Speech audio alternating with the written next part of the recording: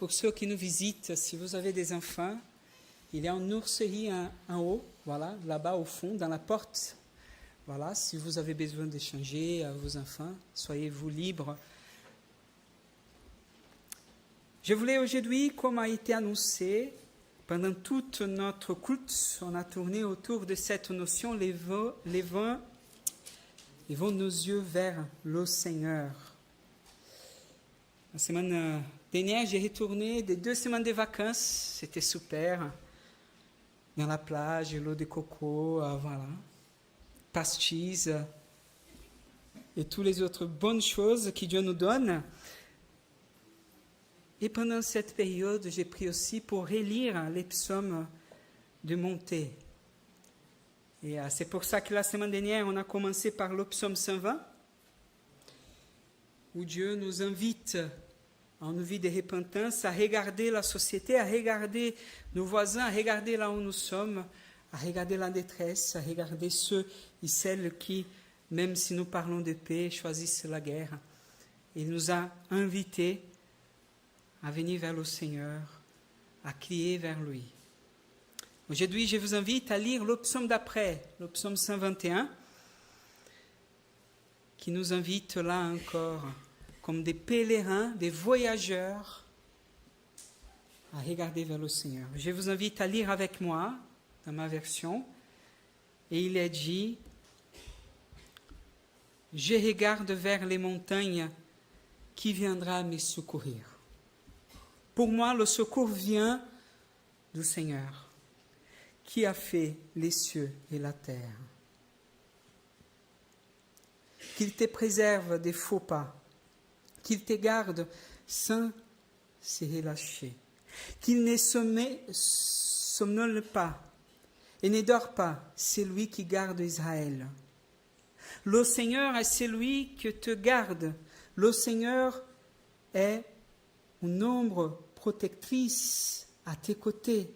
Pendant le jour, le soleil ne te frappera pas, ni la lune pendant la nuit. Le Seigneur préservera ta vie, il te gardera de tout mal.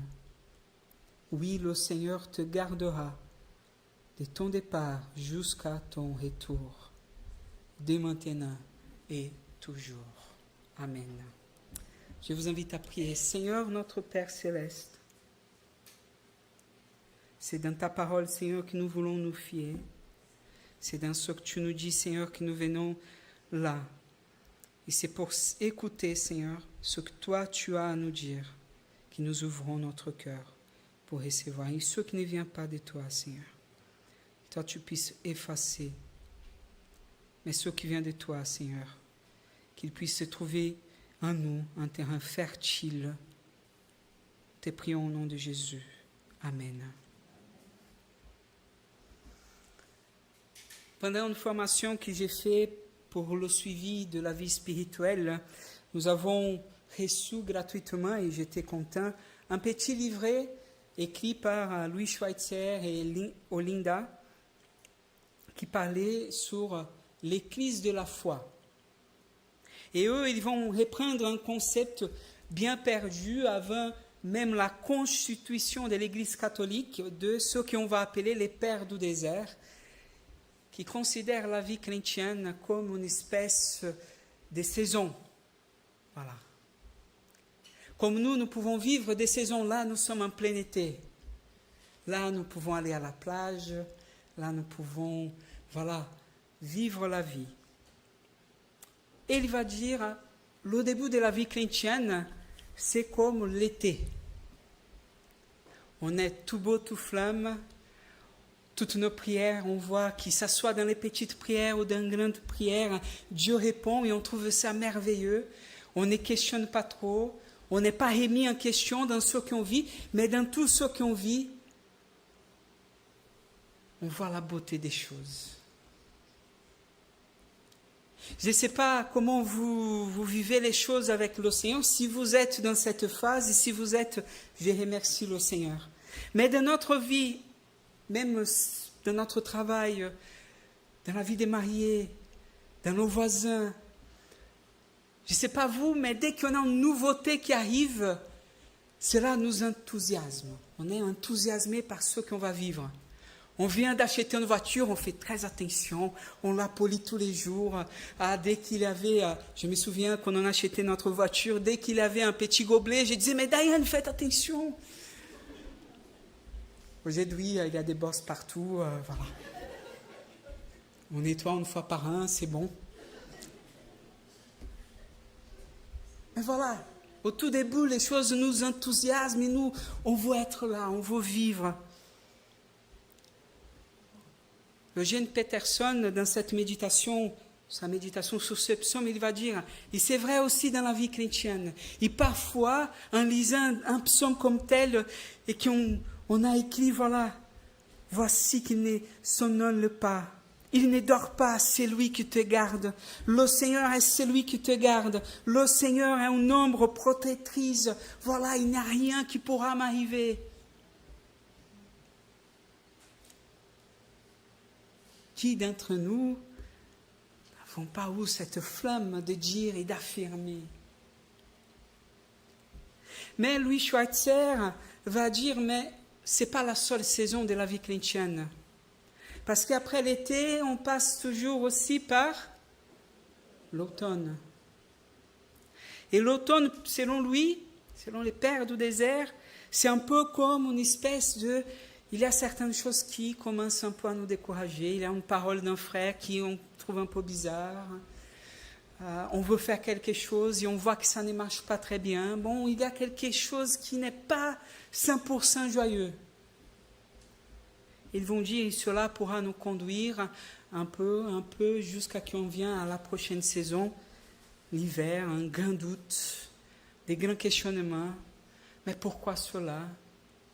Des moments où on essaye de culpabiliser les autres, où on dit, mais voilà ce que je vis est mauvais, où on remet tout en question, et certaines personnes arrivent même à être en colère contre Dieu, et à dire, mais c'est quoi ce Dieu qui m'abandonne? Cela peut venir lors d'une maladie grave que nous avons découvert, un cancer, quelque chose qui nous remet en question. Cela peut venir lors d'une crise de couple dans laquelle on est au bord du divorce, et là, on prie et on dit, mais Seigneur, où es-tu dans ce moment?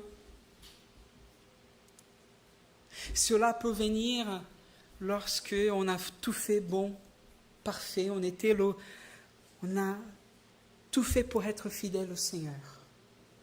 Mais il y a quelque chose qui ne va pas. Comme si Dieu n'écoutait plus nos prières.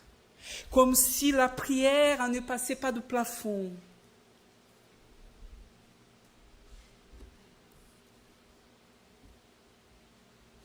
Et en quelque part, le début de ce psaume nous remet dans une phase où la personne est en train de chercher.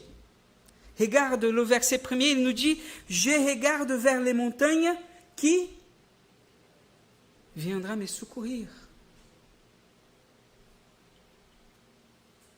Une chose qui est intéressante dans l'époque, à 2500 ans, quand ce psaume a été écrit, il a été écrit dans la période plus ou moins de l'exil, où le peuple a été enlevé, arraché de leur ville par des peuples barbares qui les imposaient des religions et d'autres foi.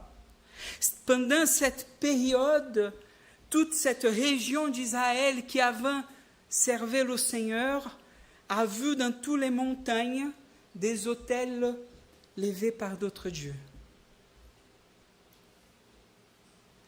Je regarde vers les montagnes, fait référence à cela, mais vers où je vais? Oui, j'ai pris le Christ, là je n'entends plus, alors je vais essayer quelque chose d'autre. C'est plus ou moins ce qu'il est en train de dire. Alors vers où vient mon secours? Je regarde dans toutes les montagnes. Qui pourra me répondre? Un des dieux connus dans la Bible, il parlait à plusieurs fois, c'est le dieu Baal, par exemple. Que les prophètes qui viendront après vont lutter contre lui. Un des dieux qui ont été connus à l'époque, c'est le dieu Soleil, le dieu Lune, et d'autres dieux qui ont fait partie de ce moment historique d'Israël. Mais nous pouvons placer ça à nous aussi. Parce qu'en ne retrouvant pas la paix, en ne retrouvant pas les réponses, on peut être tenté à vouloir chercher ailleurs. À trouver la réponse dans d'autres sources, dans d'autres montagnes.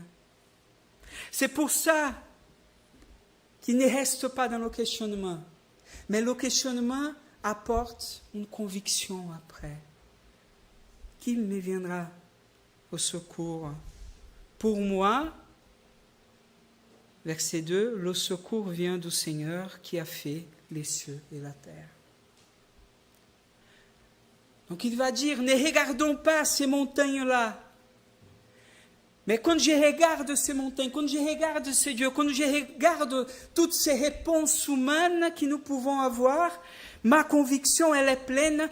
Ma réponse, mon secours vient du Seigneur. C'est lui qui est le créateur des cieux et de la terre. C'est lui qui est au-delà de tout autre Dieu qui peut être placé devant moi.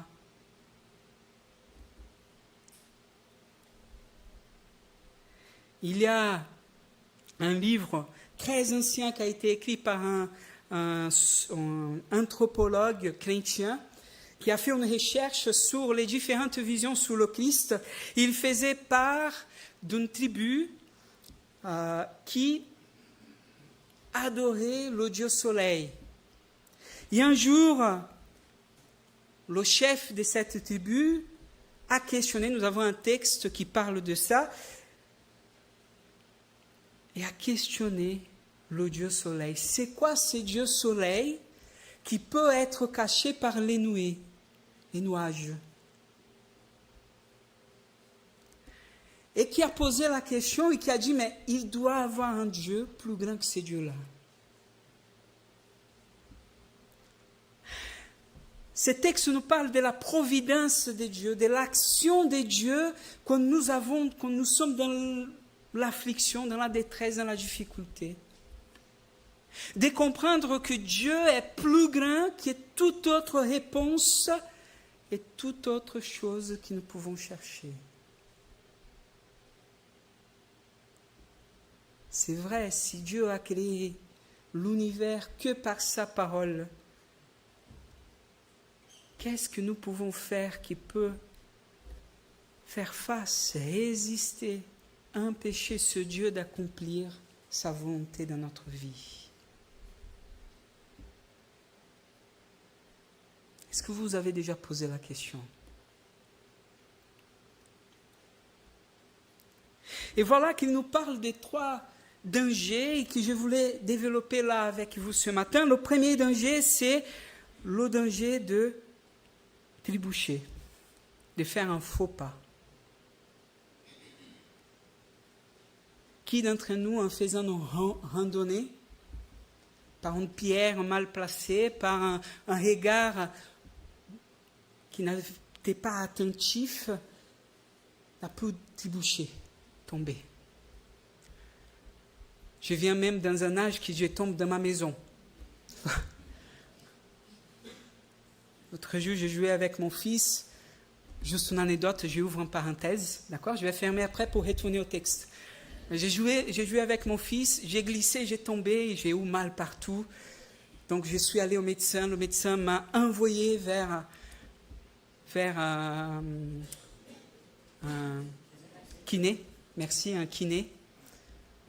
Et j'ai dit, mais pas besoin de donner juste un truc pour la douleur, c'est bon. Il dit, monsieur Cardozo, monsieur Cardozo, vous êtes dans un âge qu'il faut déjà faire attention. C'est mieux de faire ça et d'éviter des choses. Je fais une parenthèse pour m'humilier publiquement devant vous. Mais regardez que le Seigneur vient. Même faire attention dans ces moments que nous pouvons trébucher, que nous pouvons faire de faux pas. Dans la vie spirituelle, c'est aussi vrai, frères et sœurs. Nous pouvons faire des faux pas. Il peut arriver des situations où on a mal agi, on a mal fait. On va parler tout à l'heure de ça aussi. 12e chose qu'il va nous parler, c'est du coup de soleil. Et les coups de soleil, je ne sais pas si vous avez déjà vécu dans un pays chaud. Moi, je viens du Brésil. Et quand ça fait chaud et que tu ne bois pas et que tu ne fais pas attention, ça peut être méchant. Ça peut causer des douleurs dans le corps. Ça peut nous amener même à perdre connaissance dans certaines situations. Et même certains, par la chaleur du soleil, peuvent perdre leur vie.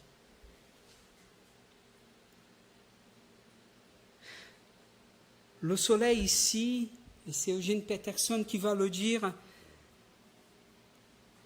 nous montre l'état de fatigue que nous pouvons avoir. En faisant ce que Dieu veut qu'on fasse, en luttant, en étant là, et peut-être que malgré cela, les choses de la vie peuvent nous fatiguer, nous décourager, nous faire perdre vivre. Le 3e qu'il va dire, verset 6, ni la lune pendant la nuit. Dans ces 3 dangers qu'il parle dans ce psaume, là encore. Vous savez que la lune, plusieurs qui ont interprété ce texte ont dit qu'il fait référence à des questions émotionnelles profondes, à d'anxiété. Le danger de la nuit, c'est le danger de ne pas se reposer. C'est le danger qui peut venir à tout le moment. Moi, une fois, mon père, j'ouvre une autre parenthèse, désolé, j'ouvre quelques parenthèses. Mon père avait un petit terrain on faisait du potager, etc. C'était à côté d'un bois où on trouvait pas mal des serpents, des araignées, des choses comme ça. Et quand j'étais adolescent, voilà, mon père, j'avais 12 ans, j'ai reçu une petite hache, c'est une machette. Il y avait la grande machette, mon père m'a acheté une petite machette. Tu vois, je me sentais un peu l'Indiana Jones. Tu vois, l'homme de la... Et j'ai passé à tuer des serpents, des araignées, des choses comme ça. Mais le danger, c'était dormir la nuit. Parce que vous savez, quand tu dors la nuit, tu produis de la chaleur.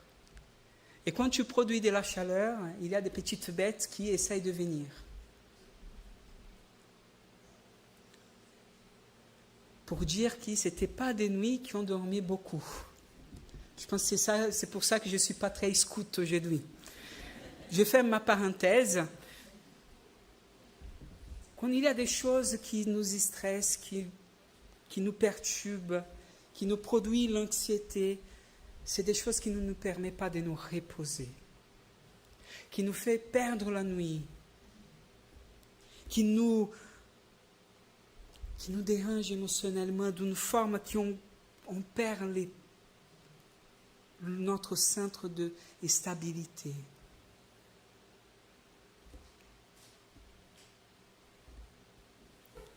Ce texte n'est pas là pour dire « rien ne va vous arriver ». Je pense que si on lit littéralement le texte, ça peut être notre compréhension, mais il suffit de regarder notre vie, et je pense que notre expérience n'est pas inodine pour comprendre que non. Parfois, nous sommes troublés. Parfois, nous sommes fatigués. Parfois, nous faisons des faux pas.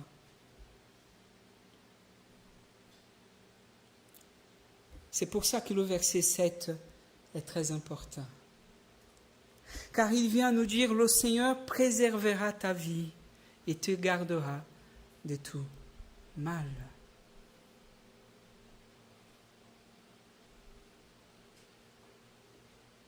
Ici, regarde qu'il nous dit qu'il nous gardera de tout mal. Ce n'est pas qu'il nous évitera tout mal. Ce n'est pas qu'aucun mal nous arrivera, sinon il nous gardera. Et Dieu nous accompagne. Et Dieu est là avec nous, même si nous ne voyons pas Dieu à notre côté.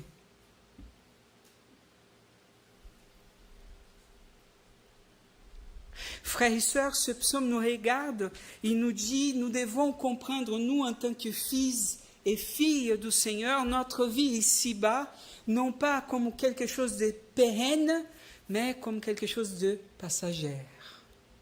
Nous sommes des voyageurs. Nous sommes des gens qui marchent vers un lieu. Christ va dire autrement, je vous prépare une demeure auprès de Dieu. Les apôtres diront d'autre façon. Paul va nous dire, mais écoute, ne vivez pas dans ce monde comme si vous étiez dans ce monde. Ne regardez pas ces choses que vous vivez, ne regardez pas la détresse, ne regardez pas la faiblesse de votre corps, nous dit Paul en 1 Corinthiens chapitre 4, mais regardez ce qui produit un poids éternel, regardez ce que Dieu est, regardez ce que Dieu fera pour vous. Ces psaumes nous invitent à regarder à la fois, par la foi, ce que Dieu est, Créateur, tout-puissant, mais il nous invite dans ce regard de foi à nourrir notre espérance comme des pèlerins qui ne sont pas encore arrivés, mais qui arriveront un jour. C'est pour ça que dans le verset 8, il va redire encore à nouveau, oui, le Seigneur te gardera de ton départ jusqu'à ton retour. Dès maintenant et pour toujours. Il nous gardera de tout mal, non pas que le mal ne pourra pas arriver, mais que le mal ne pourra pas produire dans notre vie quelque chose qui est la mort. Le mal n'a pas le dernier mot dans la vie d'un chrétien, la mort n'a pas le dernier mot dans la vie d'un chrétien. C'est Christ qui a dit, je suis la résurrection et la vie. C'est lui qui est en moi, ne mourra pas, et même s'il meurt, il va ressusciter. Dieu nous invite à placer notre confiance en lui, parce que c'est lui, et seulement lui, qui pourra être là et nous libérer, nous protéger, nous garder en tout moment. Ces psaumes nous font écho aussi à ce que Jésus nous dit dans Notre Père. Ne nous laisse pas entrer en tentation, mais délivre-nous du mal, ou du malin.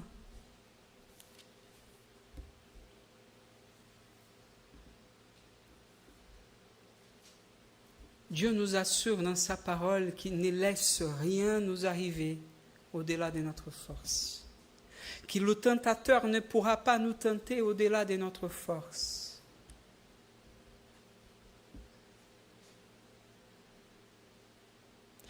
La question pour nous, chers frères et sœurs, c'est que Dieu nous a tant aimés qu'il a donné son Fils unique pour que celui qui croit en lui ait la vie éternelle. Cela veut dire que dans la victoire de Christ sur la mort, dans la victoire de Christ dans cette croix, il nous donne aussi sa victoire.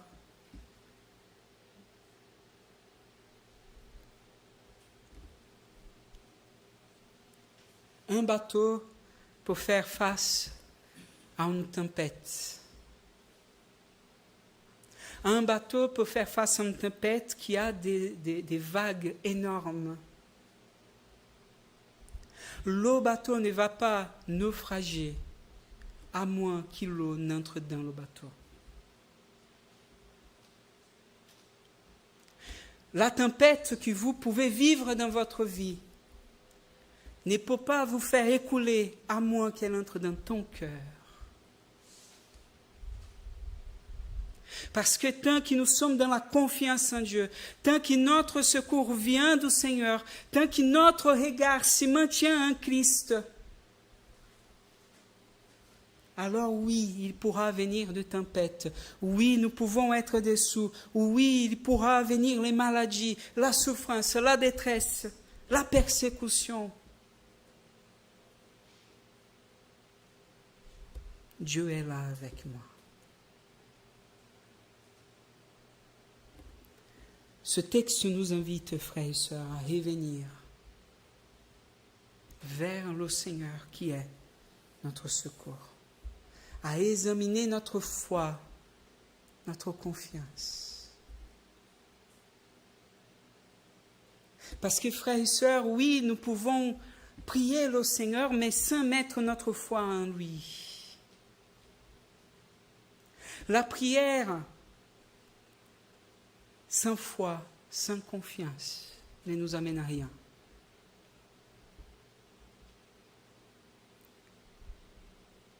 Si vous priez à Dieu et que dans ton cœur tu es en train, mais je vais faire quoi?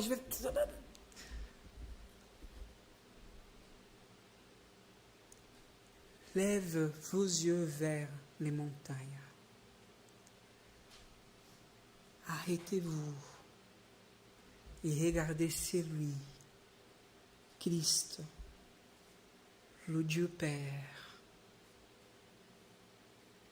qui nous donne son esprit. Accueillez cette parole et la paix qui vient de lui. La paix de Dieu que Dieu nous donne, ce n'est pas une espèce de sécurité qu'on sent quand on sait que les choses vont bien marcher. Ou une espèce de soulagement parce qu'on est dans une situation difficile et on a trouvé une solution, on se sent soulagé. La paix que Dieu nous donne, c'est la paix qu'il a au milieu de la tribulation.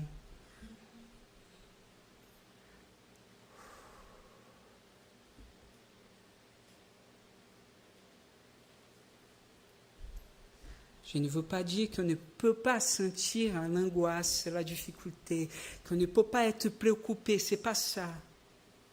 Mais une chose, c'est être préoccupé, une autre chose, c'est être envahi par cette préoccupation, d'une telle sorte que je n'arrive plus à bouger, que je suis dans le désespoir. C'est de ça que je parle. Dieu nous invite à regarder vers lui ce qu'il est, ce qu'il a fait, ce qu'il fera.